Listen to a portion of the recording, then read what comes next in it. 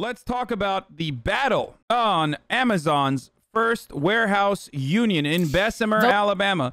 This is a story that we have paid close attention to and covered for the past month or so. Amazon has taken some insane actions against this union. They officially voted to unionize. We will find the tally of said unionization efforts in the upcoming couple days.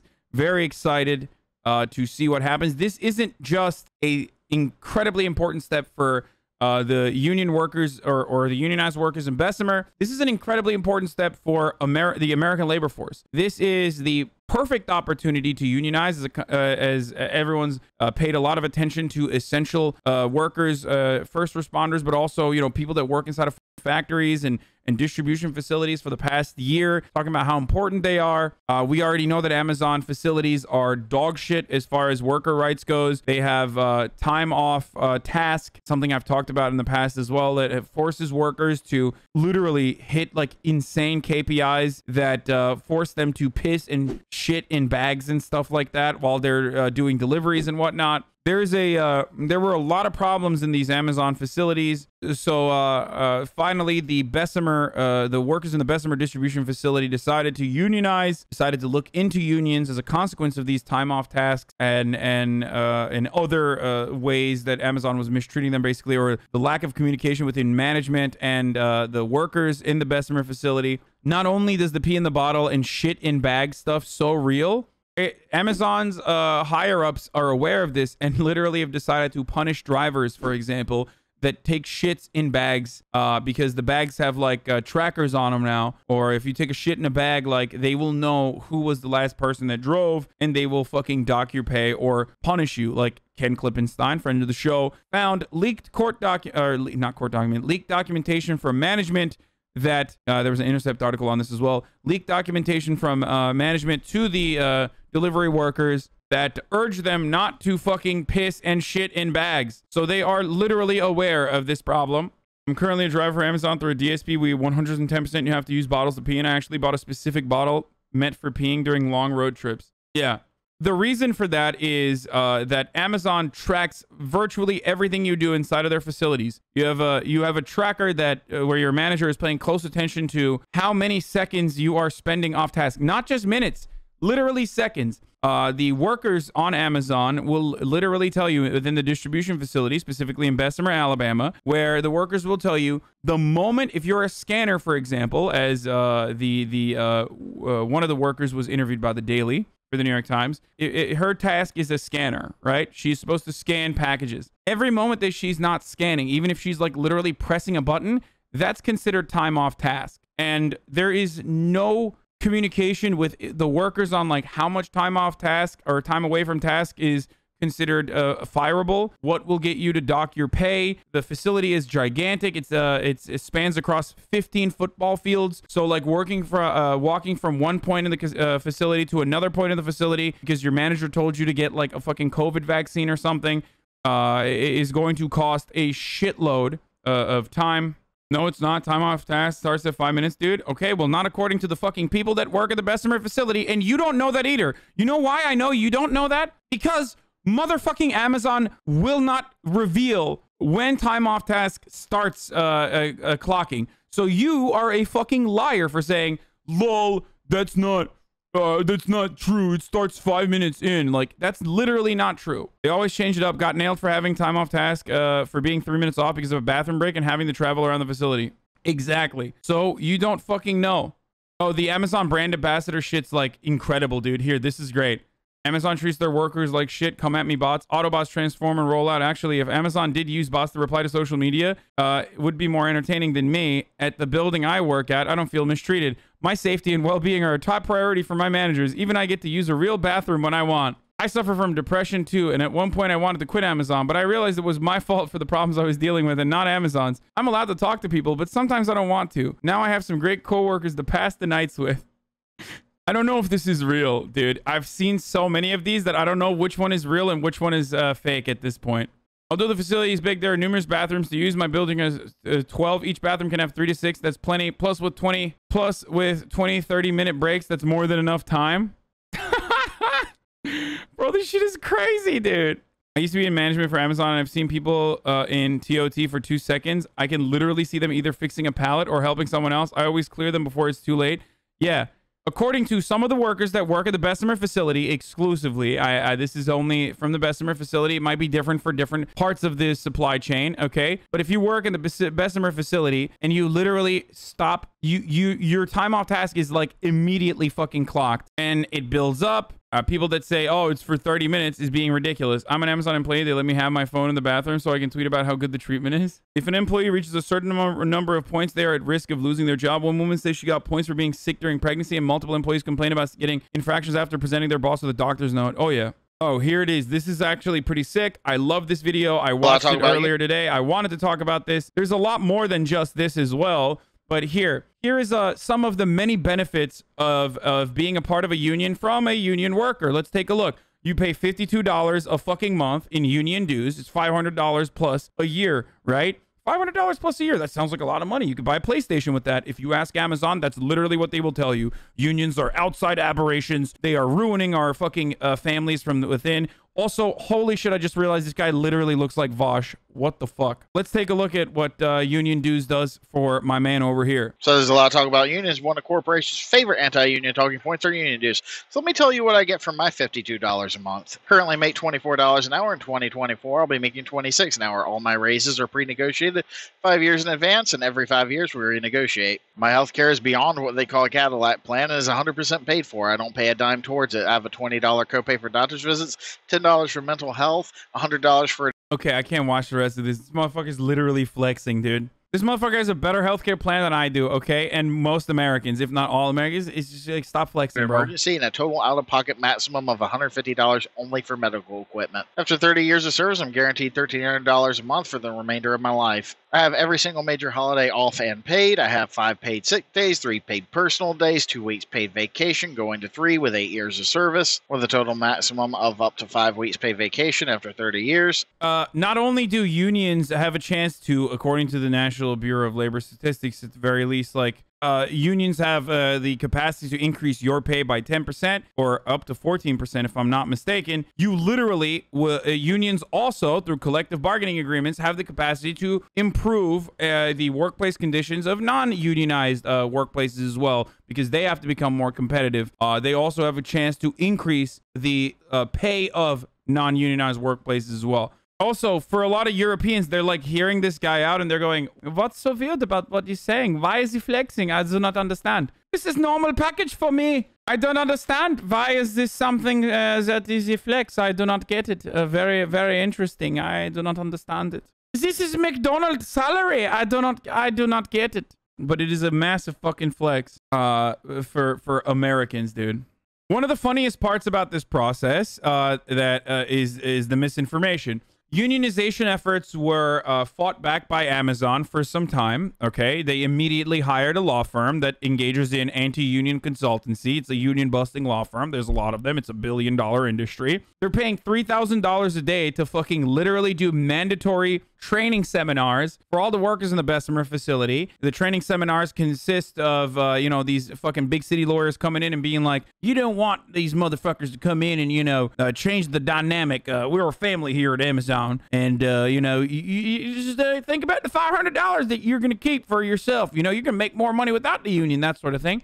Trying to urge them to vote against the union without literally saying, if you vote for this union, we're going to fire you, because that's illegal still. Thank God. Holy shit. That's like one of the few fucking things that is illegal in this goddamn country still, according to, you know, the completely neutered labor laws that we have here. So what some of the unionization efforts, what some of the unions were doing was, what some of the organizers were doing is the stop signs. They would, on their way out of the facility, they would use the area, like the stopping light, to organize the stoplights, to organize. Amazon noticed that. Literally, higher management told them to fucking change the timing of the stoplights. So in order to make it as difficult as possible for any sort of unionization efforts to occur. That's the level that they're at right now, okay? They said they were implementing stronger COVID restrictions and forcing people not to talk to one another inside of at work. They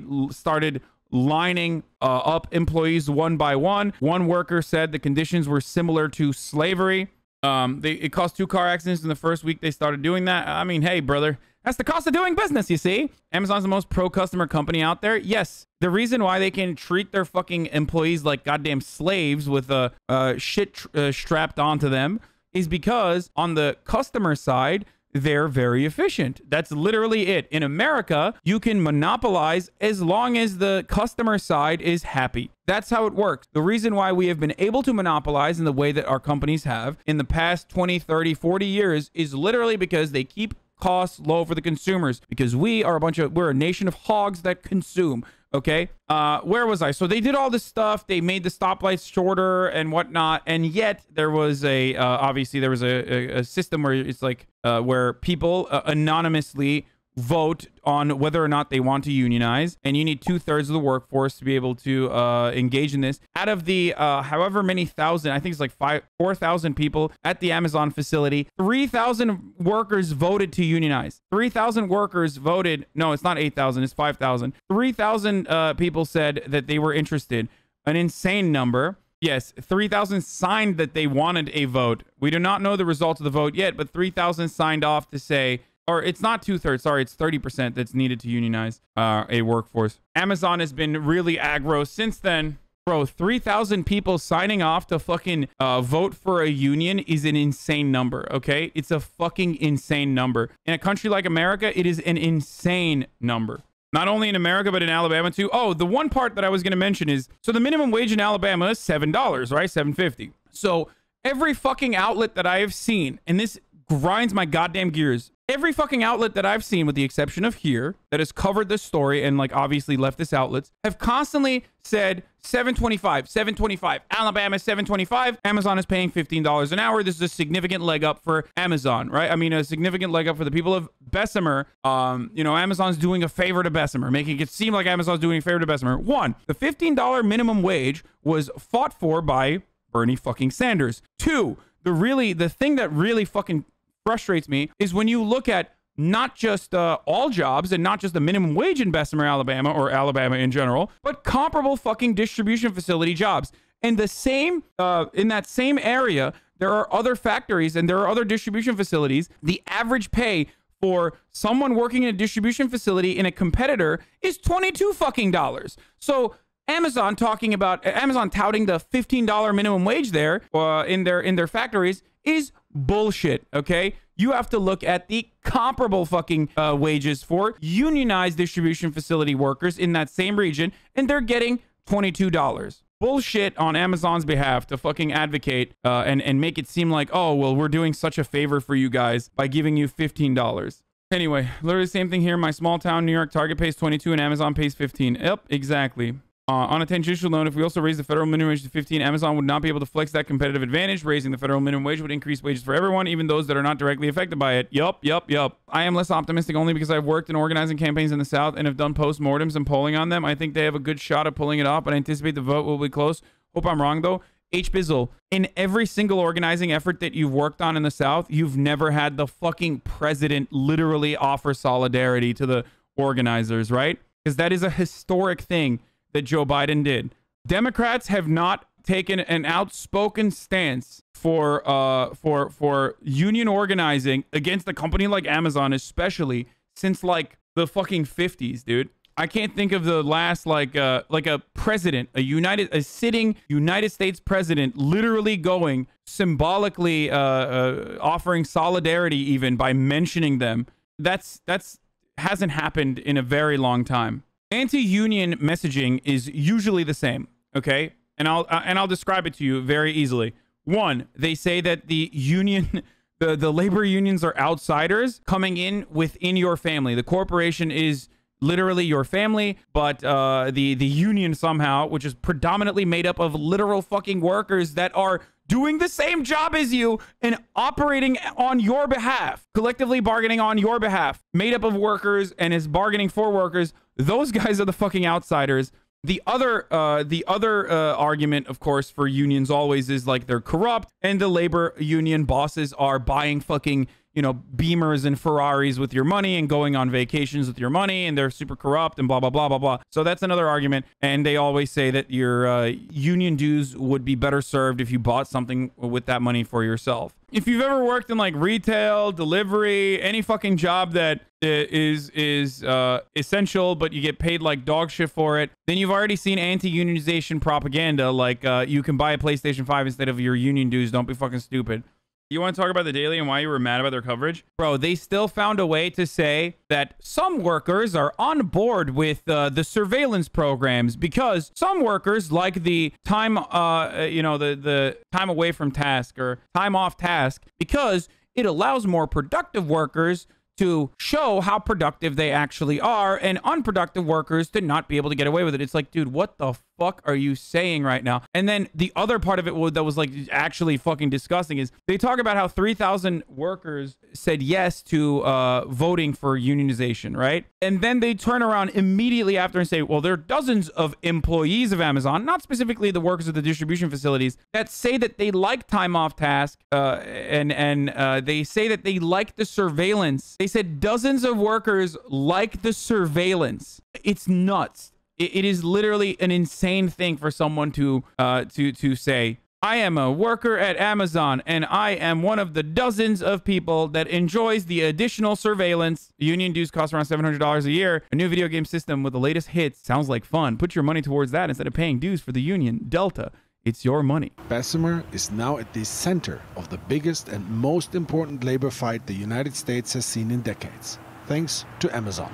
Local union organizers worked for months on getting Amazon workers into the flock. Flyers and posters, rallies and sheer legwork. And this all came about because of this man, Daryl Richardson. If you late a minute, 15 minutes, they automatically gonna take an hour away from you. Why? I went late an hour, so why take an hour? So it's just a lot of stuff need to be changed. Last year, Daryl contacted the retail, warehouse and department store union in Birmingham. It's so funny. This dude literally was like, apparently this dude just straight up Googled like how to unionize, how to do union. If the workers win this vote, it's going to be a big struggle to force Amazon to come to any agreement with them. The law.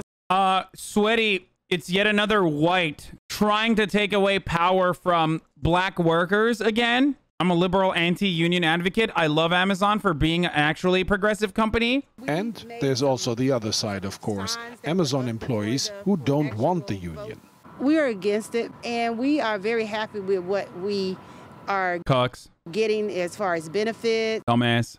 The irony of like shitting on unions while wearing a fucking Divine Nine fraternity sorority merch is not lost on me, when you are literally fucking showcasing your solidarity with your brothers and sisters on your fucking face while simultaneously being like, I don't think we should do that in the workplace though. Here, Amazon workers, Ken is here for you. Call now. Yeah, if you or a loved one have been wronged by any bosses at Amazon, then you are entitled to share it with the whole damn world. Ken is here for you. Ken Klippenstein, professional reporter, 1-202-510-1268. Message anonymously via Signal app or email at kenclip@protonmail.com. Biden unveils the $2 trillion infrastructure plan. Let's get started, boys. More than $2 trillion proposed for roads and bridges across the country and fast-tracking clean energy. Here's how the president described it. It's not a plan that tinkers around the edges. It's a once-in-a-generation investment in America, unlike anything we've seen or done since we built the interstate highway system and the space race decades ago. Yeah, George, and this is going to be a very tough sell. This is a massively ambitious and massively expensive plan.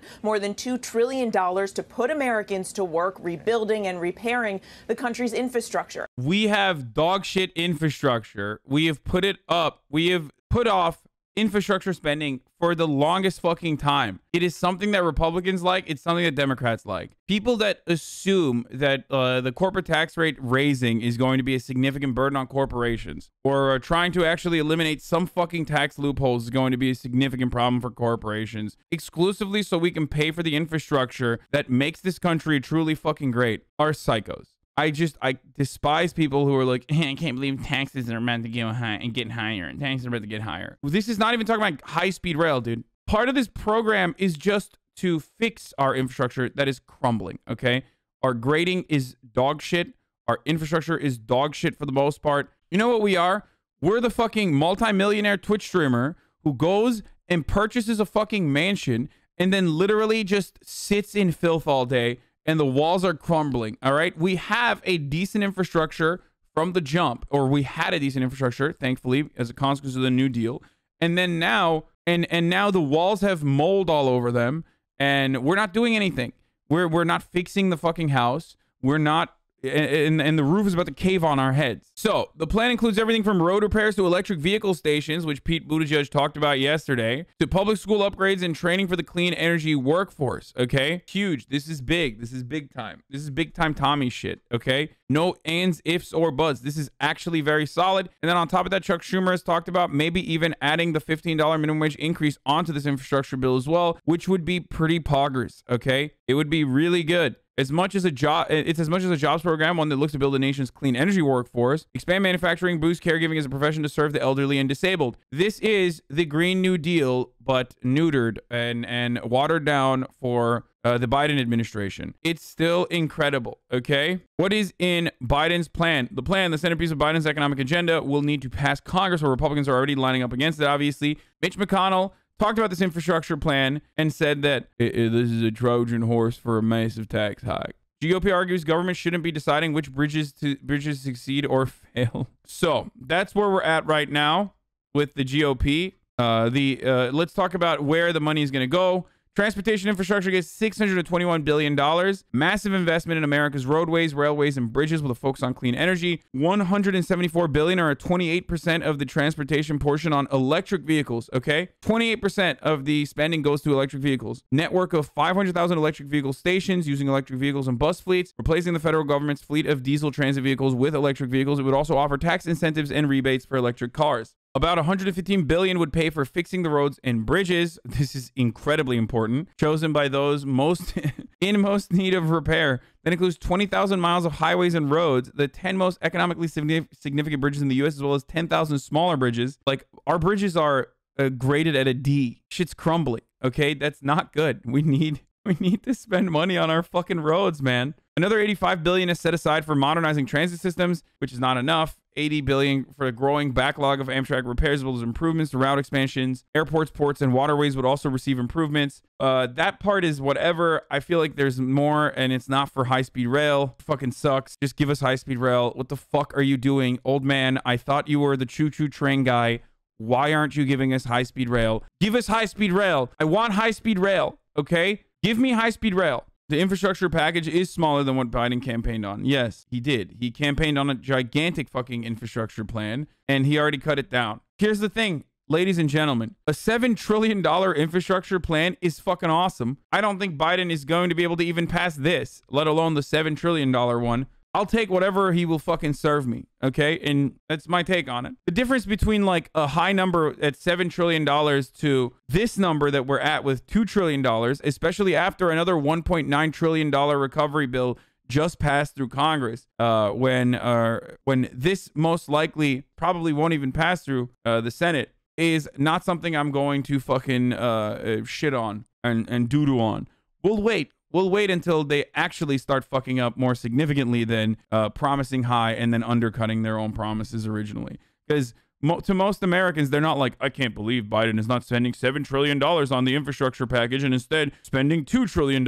Wow, I am devastated. Like, Americans don't give a fuck about that. They just want big number. They want infrastructure. They're like, come on, give us something. Fix the roads. They're going to do a quality of life at home. Largest part of the plan focuses on American homes, school buildings, underground water infrastructure, and broadband expansion. Hugely important. Listen, this is not just Flint that has a water crisis. We know for a fact that Pittsburgh has a water crisis. We know for a fact that most impoverished neighborhoods in America, where industries have left a gigantic dent in the population and a gigantic dent in their economy, is experiencing lead poisoning, like significant amounts of lead in their water. Their infrastructure is dog shit. It's literally all over the country. It's most major cities where poor people live. They have a serious problem with lead poisoning and shit like that. It's not just Flint. Flint has gotten the most coverage because it's been the worst. This is before we get to the reservations, of course. The tribal land is completely dog shit with getting water to be able to drink or shower in.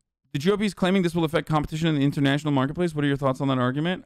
I've never heard that, and that makes no fucking sense. Anyway, what reason do you think Manchin will come up to make this about him? Well, Joe Manchin has said that he is actually on board with a large infrastructure package. So I think most Democrats are going to be on board with this. I think in an honest world, which we do not live in an honest world, obviously, but if we were living in an honest world where Republicans actually operated in a more honest capacity, they would be on board with this. Republicans were down to do infrastructure week, if you remember, under Donald Trump. So they should be on board with infrastructure spending. The only reason why they're not is because Democrats are doing it, and they don't want to give Democrats a fucking W. Do you see what I'm saying? Republicans are going to say this is, Jesus Christ, this is fucking bullshit, and mauled about the tax hikes for corporations and tax hikes for the wealthy, and they are going to try to yeet this as best as they can.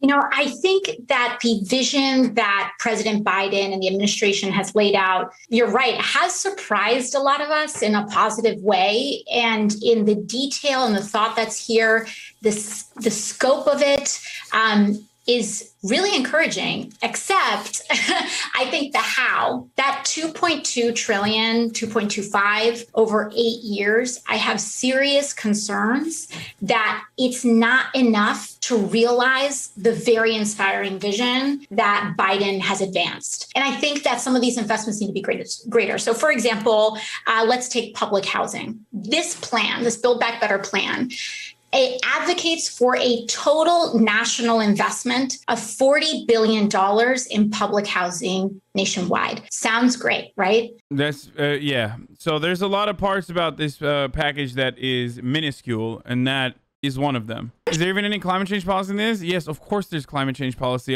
We already talked about it. Yes, there is obviously a fuckload of money in climate change as well. It's not as focused at climate change, but there's training programs for renewable energy initiatives. I wouldn't call that climate change policy. There always can be more, but if you say that there is no fucking climate change policy in here, well, then you're wrong. EV recharge stations all around the fucking country. I think that it should focus more on building, like actually building renewable energy initiatives and adding more into R&D. It does currently add some funds into R&D, but there needs to be more, certainly. You know, economic populism that works and centers working class people is popular. I think Republicans kind of run on that aesthetic. And I think Democrats, you know, they talk about it, but we actually are about it. So Democrats kind of run on the aesthetic low key as well, or high key run on the aesthetic and not really do anything. Let's be fucking real on that front. Democrats low key, high key, run on the aesthetic, don't actually fucking follow through on it. Okay. Just saying. Crazy how you talk about how much a billion is when an individual creates a super valuable business like Amazon, but progressives wanting to print trillions and spend it inefficiently is not a lot of money, I guess. Yes, the government, the American government, should be able to spend $1 trillion in infrastructure, because if the American government wasn't spending $1 trillion in infrastructure, then these incredibly valuable businesses like Amazon that have been created by a singular individual, as though Jeff Bezos literally fucking cloned himself and is working inside of distribution facilities on his own. His clones are actually working there, and it's not actually relying on that infrastructure to fucking exist, would exist. Okay, Amazon would not exist without the American government supplying a robust infrastructure and safety nets for its workers, and literally fucking roads that you can transport on top of like actual US Postal Service that Amazon inevitably relies on by way of using like UPS and its own delivery systems when in areas that they don't want to go to because it's simply too inefficient. So shut the fuck up, you dumb, brainless, stupid, libertarian dipshit. Here is Amtrak's response to the Biden infrastructure plan. It's April 1st, so I'm like legitimately worried. They are proposing 30 plus new routes, 20 plus enhanced existing routes, 20 million more annual rides, better service to cities like Houston, ATL, Cincinnati, new service to underserved cities like Las Vegas, Nashville, Columbus, Phoenix. I mean, it's still not good. It's still not good. The fuck do you want, bro? A train in every backyard? Yes. Bro, I just want high-speed rail, okay? That's all I want. I'm a simple man with a simple brain, and I think that a high-speed rail that connects more hubs, specifically in the Midwest, to Western states and larger cosmopolitan cities would be very effective. Amtrak is literally horrible. Yes, it's literally horrible because it's underfunded. I don't know why the fuck people always literally look at an issue in a moment where everyone's like, we recognize that there is a problem with Amtrak, and that problem revolves around funding. It is crippling. It's super underfunded. What we need to do is fund it more. And motherfuckers are like, well, it sucks. It's same with public education. It's like, dude, yeah, I know. They're trying to fix it, okay? They are literally trying to put more money into it. So you shut the fuck up. It works in other countries, okay? Are you telling me that the pussies over in European countries that omelette du fromage and eat baguette oui every fucking day can do this shit better than we can in America? I thought we were America, damn it! Why do you hate America? Seriously, I want to fucking own conservatives going forward just by being like, you mean to tell me that the fucking fake Frenchmen in Canada are capable of doing something that we can't in America, in the fucking, you know, wealthiest nation on earth, greatest country on the fucking planet, baby? Are you telling me that we can't fucking make trains? God damn it! Go ahead, tell me you love the Frenchmen. Tell it to me right now, brother. Tell it to me straight. You mean to tell me that the goddamn omelette du fromage Frenchman and the fake Frenchman over at Canada land, which is not even a real goddamn country, imagine having a leaf on your flag, are doing a better job with public transportation than we are here in the United States of America? Are you out of your fucking mind?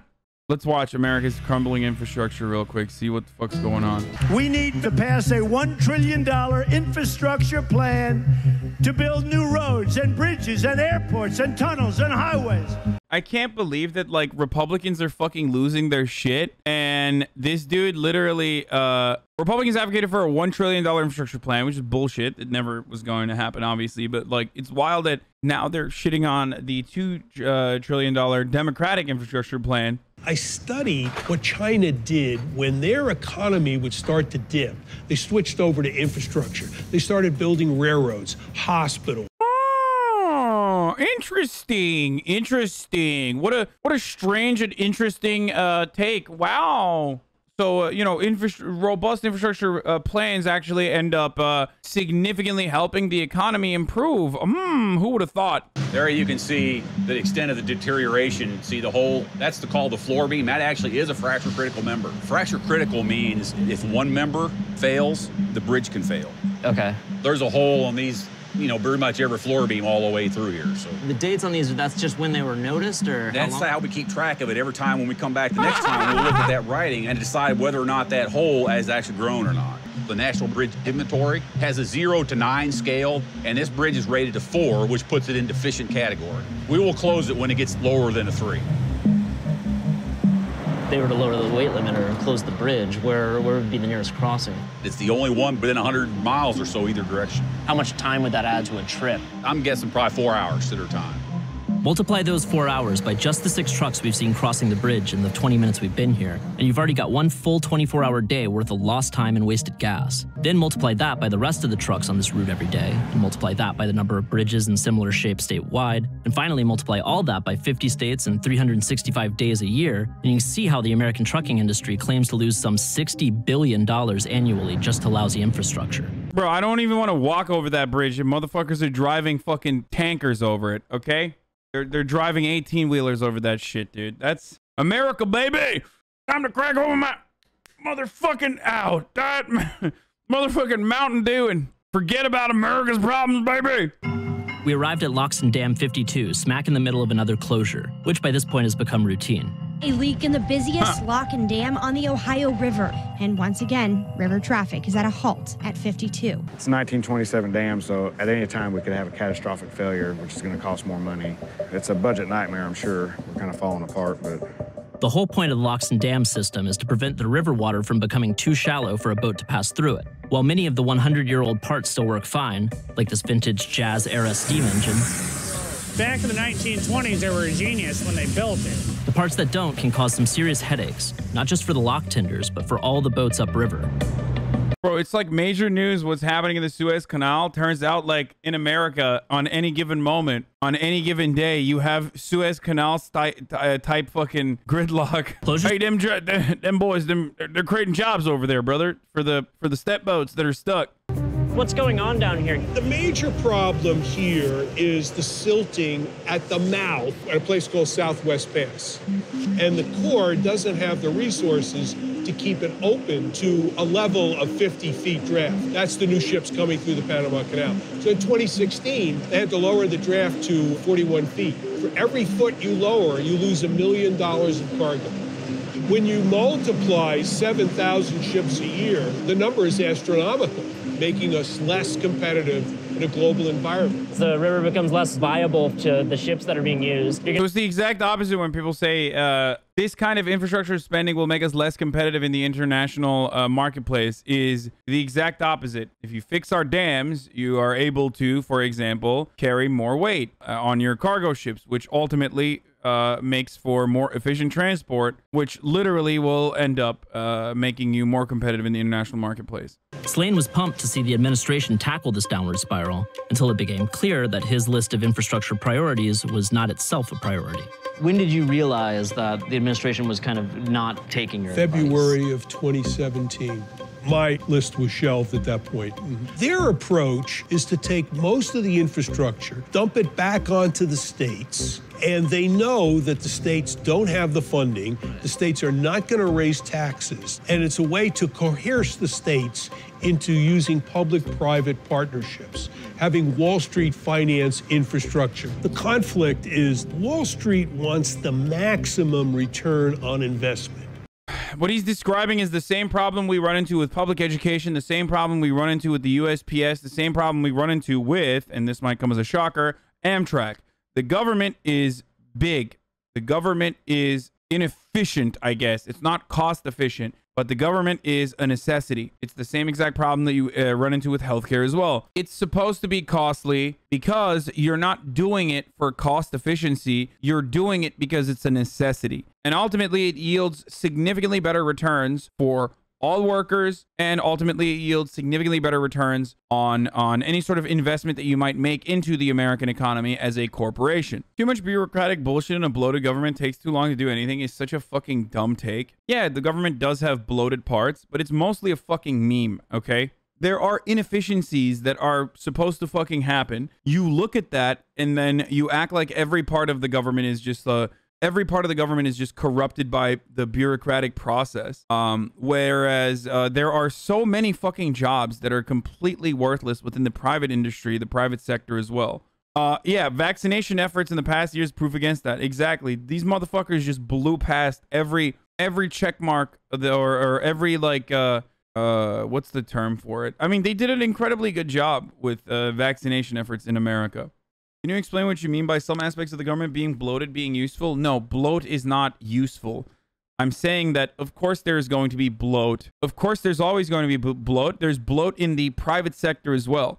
People make it seem as though the private sector's efficiency revolves like the private sector is incredibly efficient in comparison to the government, and they're so much better, blah, blah, blah.